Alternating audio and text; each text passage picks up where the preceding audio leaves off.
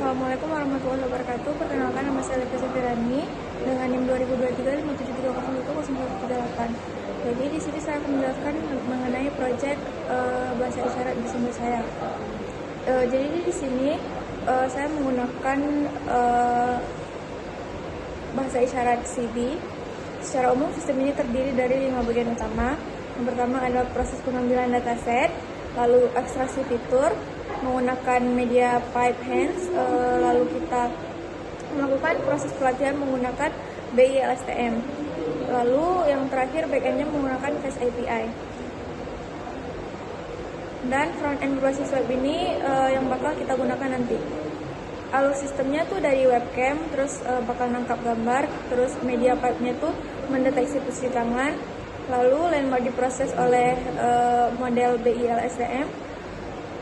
Hasilnya tuh akan dikirim ke backend Fast API, kemudian ditampilkan pada website secara real time. Untuk pertama, di sini ada pembuatan dataset. Pada proyek ini saya menggunakan gambar sebagai data training. Kemudian dataset ini menjadi koordinat landmark tangan yang dihasilkan oleh media pipe. Dataset dibagi menjadi 2 bagian, ada yang versi 1 dan versi 2. Ini digunakan untuk mengenali huruf, angka, dan beberapa gestur satu tangan. Setiap sampel terdiri dari 30 frame. Setiap frame memiliki 21 landmark, dan setiap landmark mempunyai 3 koordinat, yaitu X, Y, dan Z. Sehingga satu frame menghasilkan 63 fitur. Lalu dataset yang kedua itu dataset V2 digunakan untuk mengenali kata menggunakan 2 tangan, karena pada model ini terdapat 40 frame. Kemudian menggunakan 2 tangan, jadi jumlah fiturnya menjadi 126. Jadi ukuran sampelnya 40 dikali 126. Selanjutnya untuk capture dataset, untuk pengambilannya program akan membuka webcam menggunakan OpenCV, lalu setiap frame yang dihasilkan diproses menggunakan media pipe hands. Media pipe mendeteksi posisi tangan dan menghasilkan 21 titik landmark. Selanjutnya pada landmark dinormalisasi agar posisi tangan selalu konsisten walaupun ukuran tangan atau jarak pengguna terhadap kamera berubah. Apabila jumlah frame telah memenuhi panjang sekuens yang ditentukan, data akan disimpan dalam format MPI. Format ini lebih ringan dibandingkan menyimpan dengan gambar, dan proses training pun jadi lebih cepat. Lalu output dari media pipe yang koordinat X, Y, Z itu yang diinput ke model deep learning tadi. Pada model deep learning di LSTM ini, yang pertama itu digunakan untuk mengenali huruf dan angka. Lalu input model pertama merupakan sekuens 30 frame dengan 63 fitur pada setiap frame. Arsitektur model terdiri dari 2 layer BI LSTM dengan jumlah hidden neuron 128. BI LSTM diteruskan ke fully connected layer yang terdiri dari 128 neuron, kemudian menghasilkan prediksi sesuai jumlah kelas. Lalu model kedua digunakan untuk mengenali kata. Perbedaannya terletak pada ukuran input. Input model kedua adalah 40 frame dengan 126 fitur. Model ini juga menggunakan 2 layer BI LSTM dengan hidden size 128. Setelah itu hasilnya diteruskan ke 3 buah fully connected layer hingga menghasilkan prediksi kelas. Lalu masuk ke proses training. Program akan membaca seluruh file dataset dari masing-masing kelas. Kemudian nama kelas juga menjadi angka menggunakan label encoder. Dataset kemudian diacak agar distribusi datanya menjadi merata. Setelah itu dataset dibagi menjadi data training dan validation.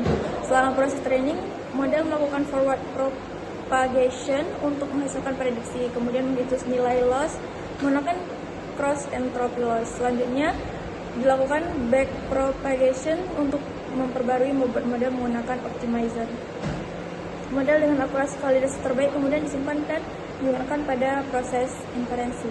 Untuk backendnya, selesai model dilatih, model digunakan pada backend untuk dibangun menggunakan Fast API. Saat server dijalankan, backend membuat 2 model sekaligus. Ada model versi 1 dan versi 2. Selain membuat model, backend juga membuat label math sehingga hasil prediksi angka dapat dikembalikan menjadi nama kelas. Backend menyediakan endpoint predict yang menerima gambar dari frontend. Kemudian backend melakukan decoding gambar, menjalankan media pipe, ekstraksi landmark, menentukan model yang digunakan, menjalankan inferensi, dan mengembalikan hasil prediksi dalam format JSON. Lalu front-end dibangun menggunakan HTML, CSS, dan JavaScript. Ketika pengguna membuka website atau browser, akan diminta izin untuk akses webcam.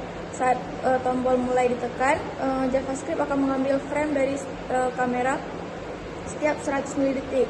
Frame lalu diubah menjadi format base64, kemudian dikirim ke backend menggunakan metode post.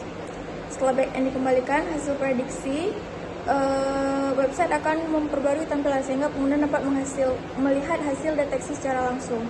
Jadi prosesnya itu webcam menangkap gambar, media mendeteksi tangan, kemudian menghasilkan landmark.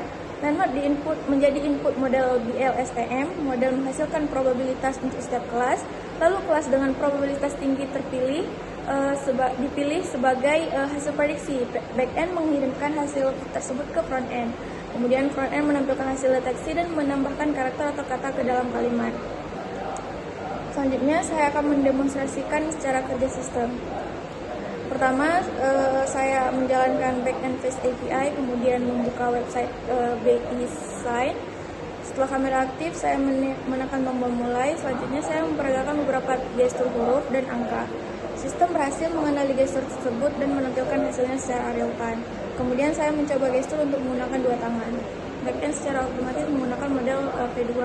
Hasil prediksi kemudian ditampilkan pada website dan ditambahkan ke kalimat. Hal ini menunjukkan bahwa sistem mampu melakukan pengenalan bahasa isyarat secara real time menggunakan dua model dengan yang berbeda sesuai jenis gesturnya. Sekian dari saya. Wassalamualaikum warahmatullahi wabarakatuh.